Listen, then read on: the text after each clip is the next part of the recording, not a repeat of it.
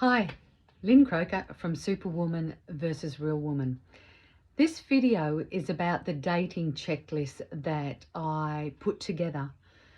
Now, how it come about, I'll give you a bit of background knowledge first before I go into it and explain in more detail the points and why I feel they are critical to you if you're just starting out in a new relationship or if you're single and just starting to date again, because it's a scary thing, especially if you've had your heart broken before.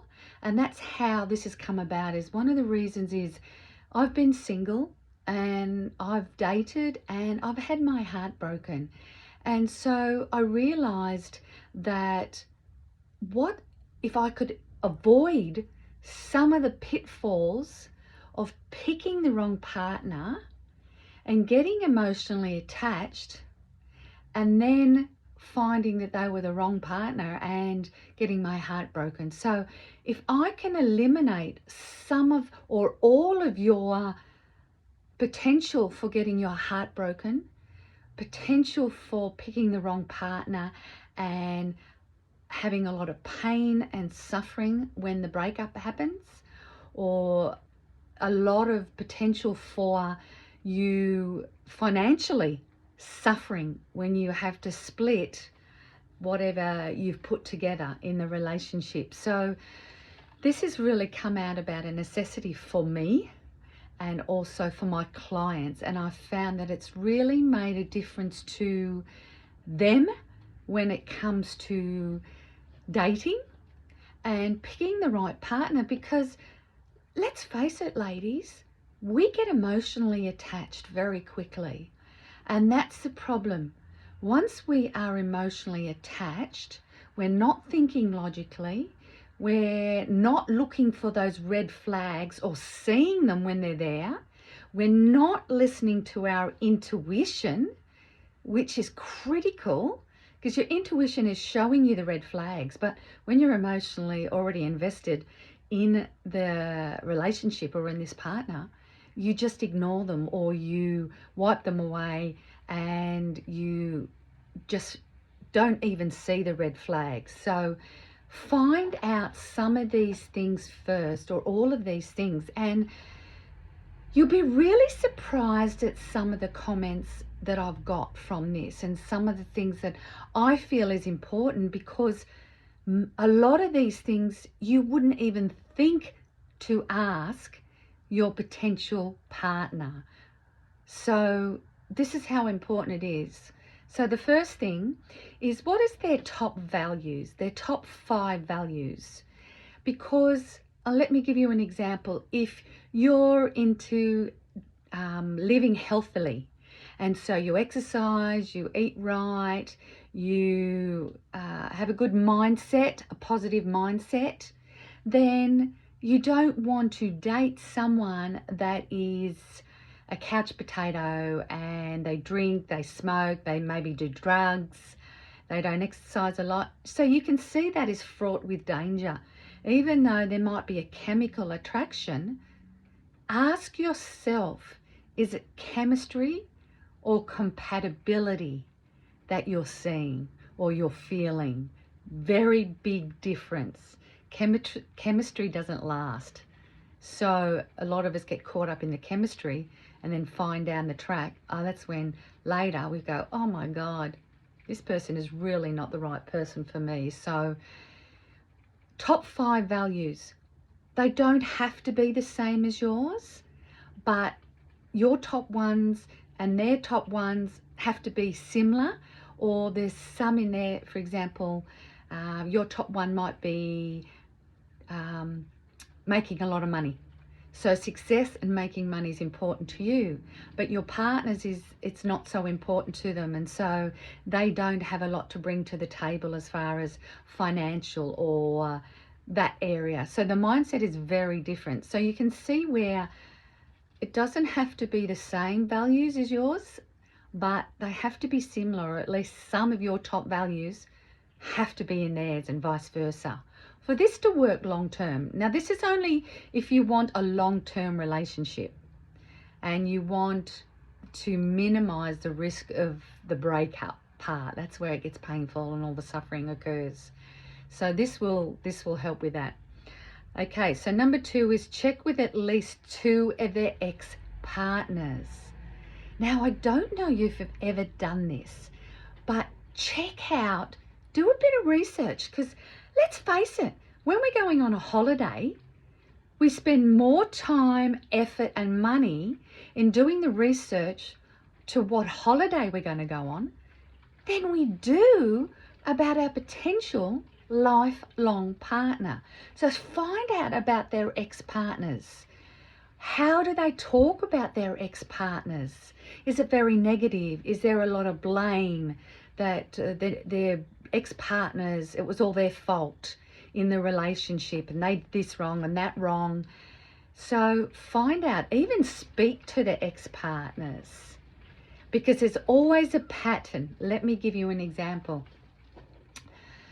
One of my relationships is I was with a guy, and unfortunately I didn't find this out till we had it actually separated, but his pattern was he'd be in a relationship but getting ready and having a backup plan for when that relationship didn't go really well. So in other words, when conflict happened or things started to go wrong in a relationship, instead of working at it, he was already seeking out other women to move on to before he'd even finished in that relationship, in that current relationship. And that was a pattern with every single woman he dated. Now that's definitely a red flag, wouldn't you say? So wouldn't you want to know that before you got emotionally attached to this person, emotionally involved and invested with your heart, opening your heart to this person? Because it's only fraught with danger and it's going to end very badly, don't you think? So that's really important. Ask your friends about them. Number 3, ask your friends about them and how do they behave around your friends. Now, your friends are going to see things differently to what you are. So rather than when you first start dating just on your own and with no friends around, date with some of his friends around and some of your friends around, so you can get your friends to suss him out. Find out, does he flirt with other women? How does he treat your friends? What's his friends like? Let me give you an example about that. Is his friends people he hangs around that are, say, retired, drink, watch TV all day? I mean, you'll get a lot about him from who he hangs around and his friends. Really, really important to find out. Number 4, how long has it been since he or she separated from their ex-partner? Oh, this is a good one. As I was saying before in a previous listing, are they separated, or are they still with this person but moving on to you before they've even separated with the other person? So in other words, are they cheating on that other person? So if they're cheating on that other person, they're going to be cheating on you. It's a pattern. It's going to happen. Find out if he's been cheating in previous relationships. That's really important. Find out how long he's been separated. Now, I'll give you another example. There was a client where she started dating a guy and he'd been separated 2 days. 2 days from his previous partner. That's not a good sign, because that shows they can't be on their own. So they're moving on very quickly. They're not taking time to focus on themselves and what went wrong in the previous relationship.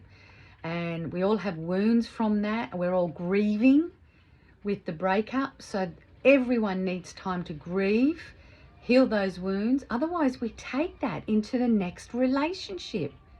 I'm sure you don't want that, and you don't want to do that for your partner. So we all need time when we have a breakup to heal those wounds.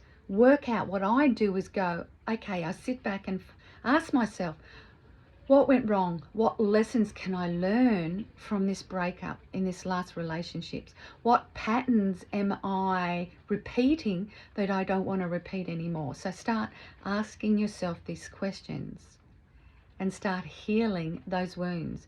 And you can't do that when you move on to another relationship very quickly. So that's really important. Number 5. What was his childhood like? That will tell you 80% of what you need to know. Let me give you an example.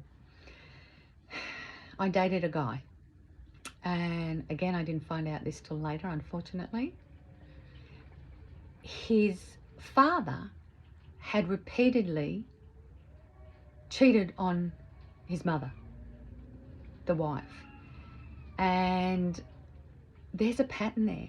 So unconsciously, what we do with children and human behavior, we show this with psychology, the first 7 years of our childhood is where we absorb all our parents' patterns, behaviors, beliefs, values. We absorb everything unconsciously. We don't know that because our brains are growing as a child. So we're absorbing our environment even though we don't know it. We're unconsciously doing it. So if this child has grown up with a belief that, oh, well, my dad cheated on my mum and she stayed with him, so it must be okay. So they think it's okay. They have this belief system that it's okay. And that's all they know. And they think that's normal. They think that's what you do in a relationship. So they see those things. Another example is when I was growing up, my father was an alcoholic. So I grew up with alcohol around me and how it affected me, my siblings, my mother. And so that affects us going into adulthood and then going into our own relationships as adults. So find out a bit more about that. How do they talk about their ex-partners? I've mentioned that before. Number 7, what type of relationship does he or she have with their children, if they have children? That tells you a lot too. If they don't have any connection with their children, that's not a good sign, because it's important that they have a relationship with their children. And if their children are not connecting with them, not communicating with him or her, then there's something seriously wrong there. Seriously wrong. You need to investigate that a bit more. Investigate things that he or she tells you. Now, unfortunately, I'm a bit naive.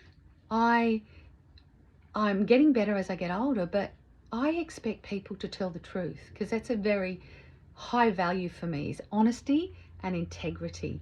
So I expect people to be honest, especially when it comes to new relationships.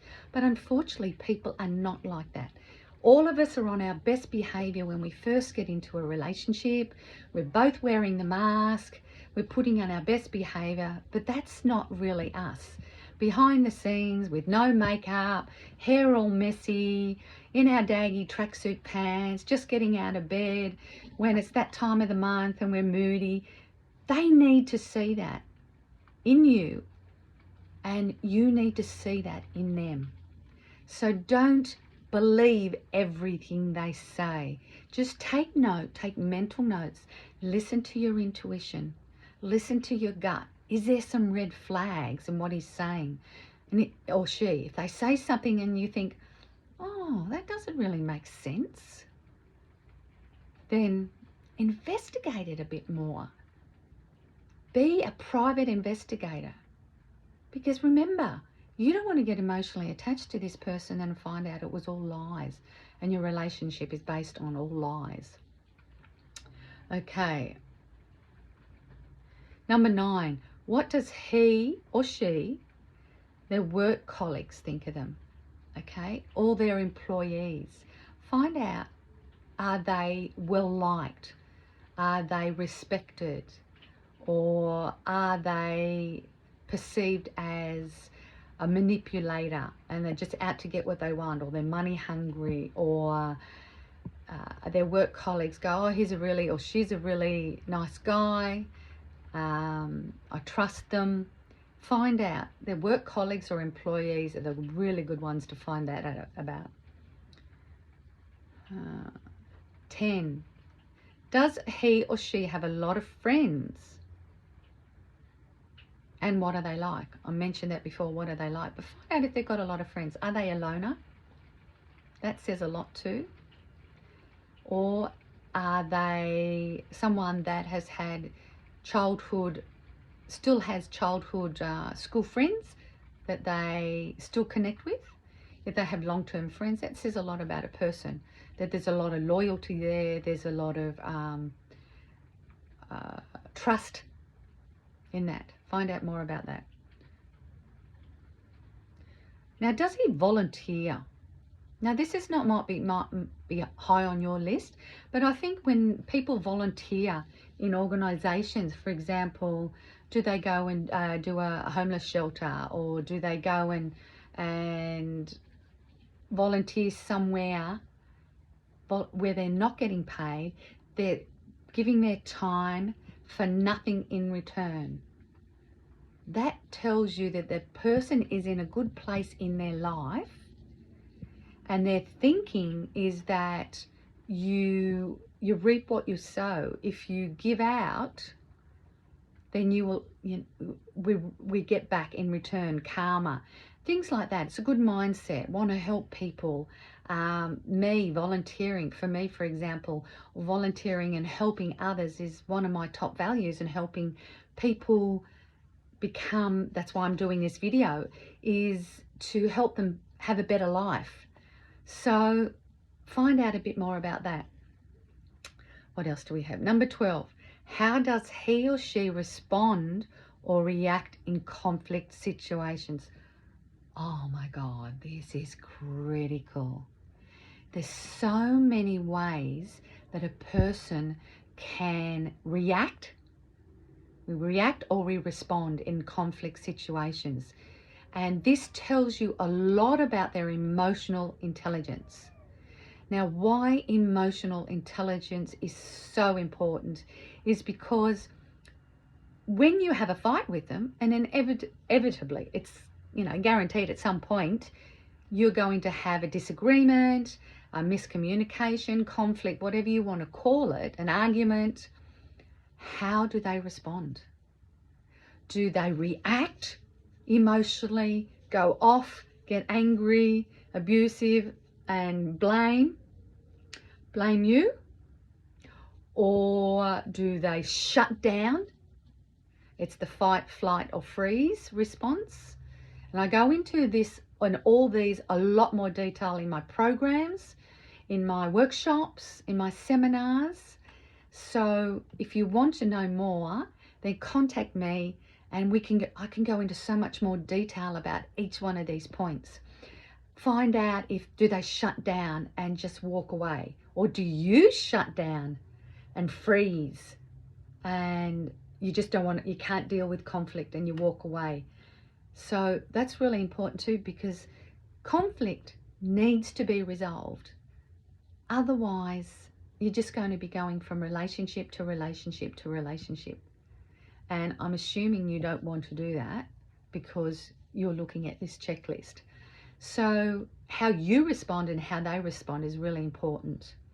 Do you both have enough emotional intelligence that you can respond, not react, respond, and either go away, think about it, and come back together and talk about it in a calm manner, in a logical manner, not emotional, because when we're emotional, all common sense goes out the window. We don't see red flags. We're just heightened, and it's not good for you or for them. So really critical. I can't emphasize this enough. How do they respond in conflict situations? Say you go out for dinner. Something doesn't go wrong. Maybe they get the wrong dinner or the waiter spills something on them. How do they react? That will tell you a lot about them. Does he or she, their actions, match their words? Oh my goodness. If they're one of these people that go, oh, I'm going to do this and I'm going to do that, and 6 months later, it still hasn't been done, then you can't really trust their words. Their actions, always look at their actions, because that speaks more to what the person is like than their actual words. How their actions match their words. If they're going to do something, if they say something and then they do it, that tells you a lot about their integrity, their honesty, and their values. Tells you a lot. Whereas someone that just talks and talks and talks, and they're always just talking, but never acting and never doing anything. 14. Does he or she love bomb you? Oh my goodness. I had a partner that did that and I fell so quickly. They love bomb you. So in other words, when you first meet them, everything seems so perfect. They're saying all the things that you want them to say without you knowing it. They're manipulating you, of course. They're saying all the right things. They're doing all the right things. They bring you flowers. They bring you chocolates. They're taking you out. They're spending time with you all the time. They're texting you. They're ringing you, letting them know how much they think about you. They're taking you out on dates and they're taking you this and taking you that. And it's like, it's all consuming, and they don't give you space to go, no, I'm not available today. I can't see you today because I've got other things on. They will crowd you, and it's like a little bit like being needy. So be careful about the love bombing. That, oh my goodness, so many of us women fall for that, including myself. Is it chemistry or compatibility between you? I mentioned that before. It's really important if you're looking for a long-term partner that you consider compatibility. Yes, you have to have chemistry, but don't fall for the chemistry if they're really good looking and they pay you attention and there's a lot of chemistry, a sexual chemistry. Be careful. Back off and just let things settle and see if there's some compatibility there. 16, what are some of their beliefs around money, relationships, health, themselves, family? You need to find out more about what their belief systems are. And as I mentioned before, it comes from their childhood. Are their belief systems around money? This is one of the most common things that relationships break up with, is because of money. Is one of you a spender? Likes to spend all the money and spend more money than they actually have. And living on credit all the time and always in debt? Or are you a saver and you don't spend any money and you like to save and you like to have the money to do the things, but you don't like to spend the money, so you're always saving? So money blueprint or money belief systems is critical in a long-term relationship. You need to be compatible there. Same thing around relationships, same thing around health, and I can go into a lot more detail about that. Again, contact me, do one of my programs. I have free workshops, I have coaching programs, I do one-on-one. If you find there's a particular thing you need to work on that you've already identified that it's a pattern with you in relationships and you want to change that and heal your wounds, then contact me and we can have a chat. Okay, 17, what is his or her emotional intelligence? I mentioned that before. Okay. Are they aware of their belief systems? Are they aware of their conflict, the way they handle conflict? Are they aware of their wounds and their patterns, and just being emotionally aware of themselves? And then if they're emotionally aware of themselves, going, oh, I have this issue, and they can tell you, I have this issue where, my family moved around a lot and when I was a child, and so security is really important to me because I never had that growing up. So, you know, having a house and a home environment where I like to feel I stay at home a lot, and I don't like to travel around a lot because I did that as a child, and I don't feel safe. Are they aware of that in themselves? Because if you decide to go into the relationship and you know these things about that person and yourself, of course, number one thing, you need to know that about yourself. But if you know it about them, you're going in with your eyes wide open.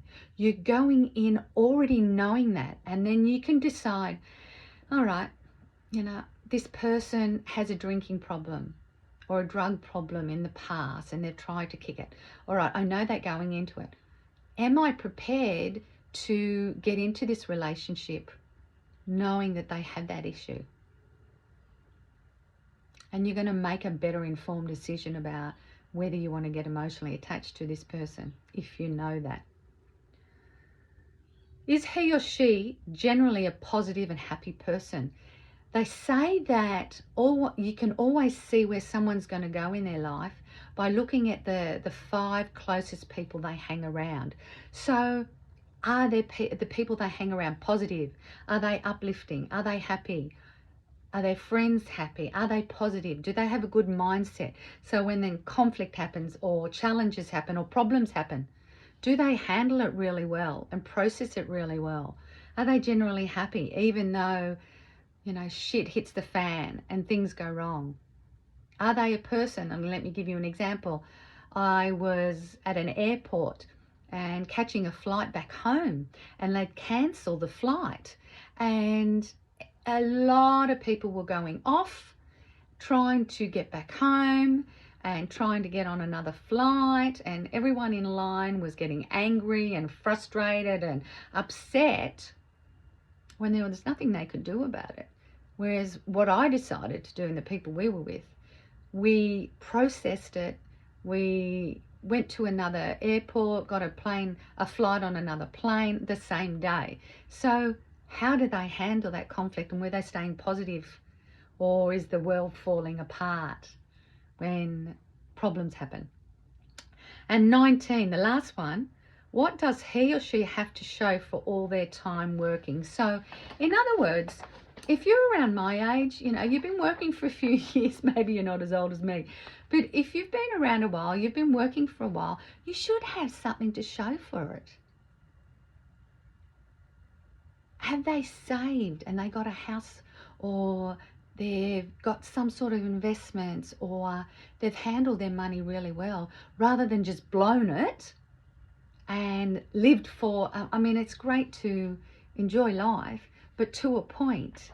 So what have they got to show financially for the time that they've been working? And in relationships, what have they got to show for the time that they've been in different relationships? So the last thing I want to tell you is that when you first meet someone or you're about to meet someone, don't jump in. Don't rush in. Because when you rush in and get emotionally attached, that's when you don't see the red flags. That's when you don't listen to your intuition. And believe me, that's why I'm doing this, because I've made that mistake myself.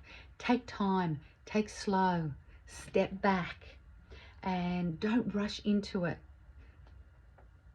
So I'm just reading this off this sheet. If you make better decisions when you're not emotionally attached. So I hope that helps you, and I hope that explains the dating checklist that I put together. Please let me know how you go. If it helps you when you start dating again, and when you're ready to open your heart after it's been broken again. I know it's a tough thing to do. And just having this really helps you to be not so scared, and gives you a bit more confidence to find the right partner and start dating the right people and get out there again. Or if you're in a relationship, asking yourself and knowing if it's the right person or not. So contact me, and I'm at Lynn at Superwoman versus Real Woman. superwoman.com.au. That's my email. Or you can get me on Facebook, Superwoman versus Real Woman, on my website, Superwoman versus Real Woman, LinkedIn. And there's so much more that I can go into with these topics, and I will be talking more about them in my workshops, in my coaching programs. I do 12-week coaching programs, group programs, and also one-on-one. So any questions, contact me. And I'd love to know if this helps you and gives you the confidence, the self-confidence, the self-esteem to get out there again and find love. Good luck. I'm Lynn Croker, Superwoman versus Real Woman. Take care. Bye.